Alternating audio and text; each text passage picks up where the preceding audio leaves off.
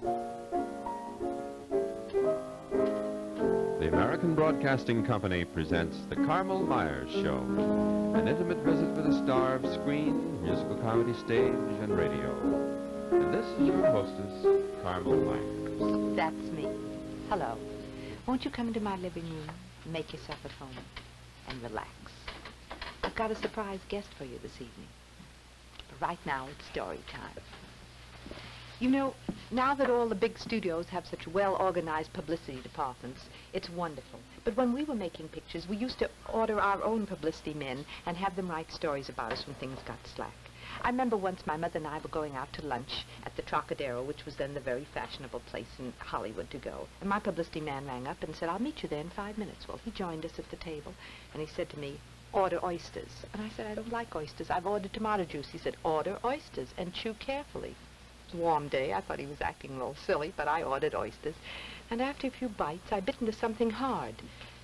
I looked, and I let out a scream. There was a big black pearl in one of the oysters. Well, reporters sprang up from nowhere and started running towards me. All my chums came over. The manager of the restaurant ran over, and we went to the very nearest jewelry store and had it appraised, and they said it was worth $1,000. The next day, the papers carried big scale lines, "Actress's bite worth $1,000. As soon as the publicity man got me alone, he said, "Give me back the pearl." I said, "It belongs to me. I found it. We don't have to give it back to the Trocadero." He said, "Give me back the pearl. I have to take it back to the jeweler." I put it in the oyster. That's how stories are born. Well, my mother and I talked about that lunch at the Trocadero for a long time. Here's a photograph taken of her just about that time. We were very good pals. She had a wonderful sense of humor. She was a great gal, and we went everywhere together. She had a lovely singing voice, too, and she taught me a lot of very, very nice folk songs, American folk songs. I'm going to play you a couple. Maybe you'd like to hear them. This is one she used to sing me to sleep with when I was a little baby, and I, in turn, have sung my children to sleep with the same song. It's called Tommy Riley. Tommy Riley was a naughty little boy. Tommy Riley was a naughty little boy, for he spilt the ink upon the pretty dress of Carmel's dolly, and the teacher would not let him go home for his dinner. Tommy Riley, why were you a naughty boy? Tommy Riley, why were you a naughty boy? For you spilt the ink upon the pretty dress of Carmel's dolly, and the teacher would not let you go home for your dinner. Here's another one she taught me. A young man came to Maryland with things to buy and to sell. He bought and sold, but he stole away a pretty Florabelle. Oh, Florabelle, dear Florabelle, we cannot hear you singing in the dell. Oh, he bought and sold, but he stole away a pretty Florabelle.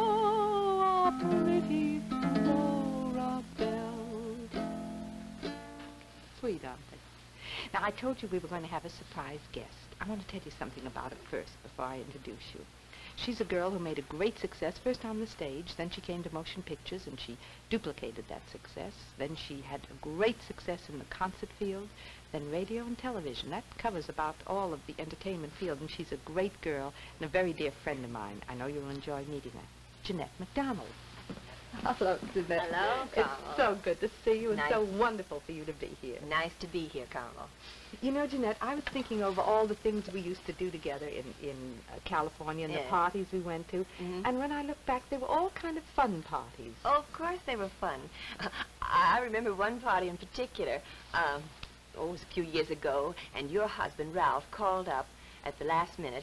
As a matter of fact, the party was scheduled for Saturday, Yes. and he called up Friday and said, "Miss MacDonald, this is the head of the Musicians' Union." And I said, "Yes." He said, "Well, I wanted you to know that the musicians will be right over." Well, before I could answer, he had hung up. Then, a few minutes later, he called back and said, "Oh, Miss MacDonald, I forgot to tell you, this is the head of the union, he said, I forgot to tell you that the musicians are all going to wear full dress evening clothes, and I hope you'll have a lovely time. Hung up again. Well, I was nearly frantic by then because the party was Saturday, this was Friday. Yes. Well, the third time he called, he said, oh, Miss MacDonald, I just wanted you to know. Well, before he could say anything, I said, but just a minute. The party isn't until tomorrow night. What will I do with the musicians tonight? He said, you just keep them rehearsing until you're ready for them. So, I was sitting right next to him, and we were giggling and carrying on like children, wondering how you were taking it on the other end. awful moment. Oh, we had such fun. This was about the time, too. You remember the old premieres, the motion picture premieres, how everyone got dressed up in their best clothes and all came in chauffeur-driven cars, but they Yes. didn't have one, they'd hire it for Yes. the evening. Well, one night at one of the very swankiest of them, Charles Coben, the very dignified Mr. Coben, drove a up old jalopy to the entrance, got out, and the doorman said, just a moment, please. What would you like me to do with this thing? And Coben looked at him and he said, keep it. And walked into the theater. No one ever saw the car again. Oh, that reminds me of a party. Oh, I think it was the first party I ever went to in Hollywood. Ernst Lubitsch gave it, and that was where I met you, incidentally. Yes, I remember. And Luella Parsons was at that party. Of course, I didn't know Luella from any other newspaper person at that time. Yes. You were in one room with a group of people. I was in another room with a group of people, and I think you started to sing. Well, our group didn't pay any particular attention. We were laughing and talking. And I think Luella was a little bit upset because I, as a fellow singer, didn't come in to listen to you, you see. She was quite angry, as a matter of fact. You know, Luella is very loyal to her friends. That's right. And fortunately for me, we became friends afterwards. But for a while, Luella didn't like the idea of my not listening. I never knew that. Oh, yes, she had it in for me for years. Really? Well, look, now, as long as I was unable to hear the song that time, and I was a naughty girl, according to Luella, maybe tonight you'll sing for me if I promise to be a good girl. Oh, and do listen. that. The same song? Is that I think it was Sally. Yes, it probably was, and I bet you I had my uke around. Well, I'll try it with it anyway. all right. Sally, why don't you come back, for the alley is not the same.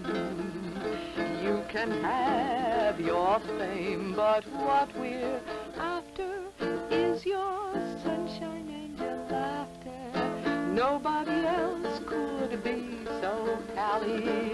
In our hearts we miss you, Sally. Come back to the alley, Sally. Don't say no. Was that it? Yes, that was wonderful. Thank you, Jeanette. You know, on this program, I show photographs of former motion picture stars to my guests and to my chums out there, and then they try to guess who they are. Oh. But tonight I arranged something a little different. What? I have stills from your old pictures, a Oh, few of them. no. And I want to see if you can recognize them and tell us something about them. Hope I can remember them. Yes. Let me see. Oh, yes, this is San Francisco. Oh, is it? I couldn't make that out. See? Yes. Well, now let me see. What happened during San Francisco? It's a great picture. I Yes, remember but that. the one scene, you remember the big scene in the picture was the earthquake Yes. scene. Oh, never Well, forget I had myself a very special spot up in the parallel with the cameramen because everybody was barred from the set, of course, except those who were actually going to be in the scene. So I had myself very specially perched up on the parallel, right? And just before the scene was to be shot, Mr. Van Dyke called out and said, "We're ready to shoot the scene, and now, Miss MacDonald, you may go back to your dressing room where you were told to go in the first place." He was a doll. Oh, he was cute. Let me see. Oh, this is Smiling Through. Oh, beautiful picture. Oh, this was one of my favorite Yes, pictures, as a matter of beautiful fact. picture. Yes. You see, Gene is back here. He's up here on the balcony, and this is just a moment before he's about to shoot me. Well, he told me afterwards that he had the most awful stage fright because just at that moment, he had the horrible feeling, wouldn't it be dreadful if the gun were really loaded? Knowing full well it wasn't, but he said he just had a dreadful time to pull the trigger. Oh, dear. Well, anyway, I'm still living, so I guess everything worked all right. Thank goodness. Oh, now this one's the Firefly. Oh, yes, it was a love. Rimmel, Rudolph Rimmel. Mhm. Yes. Oh, remember that gown? Yes. This was a very elaborate lacy affair with lots of beads on it. Well, I had rehearsed the Spanish dance with a pattern. It was not this dress, but Like a dress just muslin. like, that's right. Well, when I got on the set to do the dance, if you please, the gown was so heavy I could hardly lift my legs. No. I had a dreadful Well, it looked all right because Well, you did it beautifully. I staggered through it. Now, I think I have been an audience long enough. Once more, one more little song.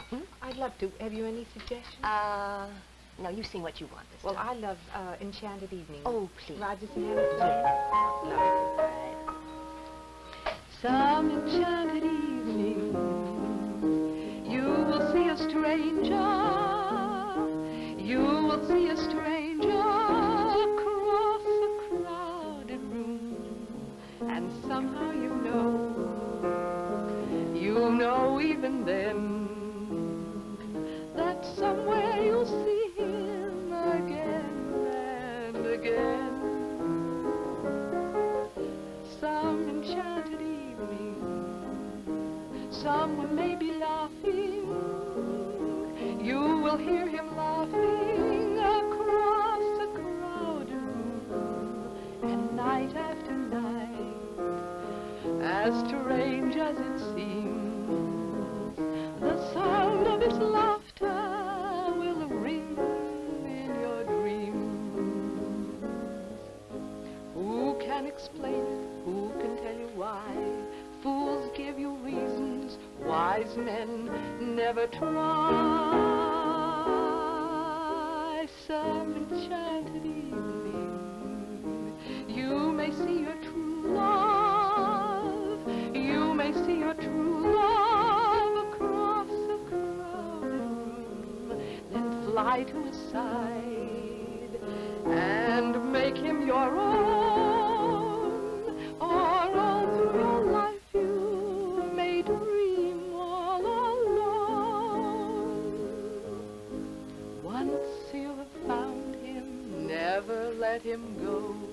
Once you have found him, never let him go.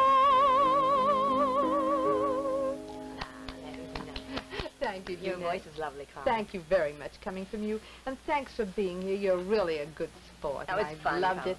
And will you give my best to Jean? Yes, I will. To I'll my be seeing you in a friends few in minutes. California. You bet I will. That's about all the time we have for now, ladies and gentlemen. Thank you so much for being with us. I hope you'll join us next week when that very entertaining and clever young lady, Dorothy Fields, will be our guest. Until then, I'll be seeing you.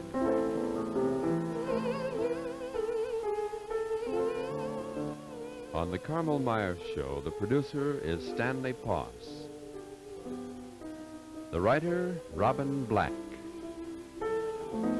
The director is Les Gorel.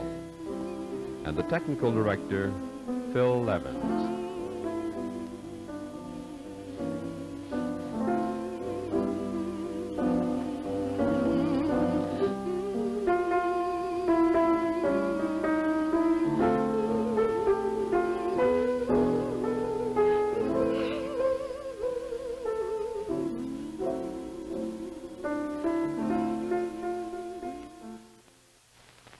The preceding program, originally telecast by ABC in New York, has come to you by special video recording. This is ABC, the American Broadcasting Company.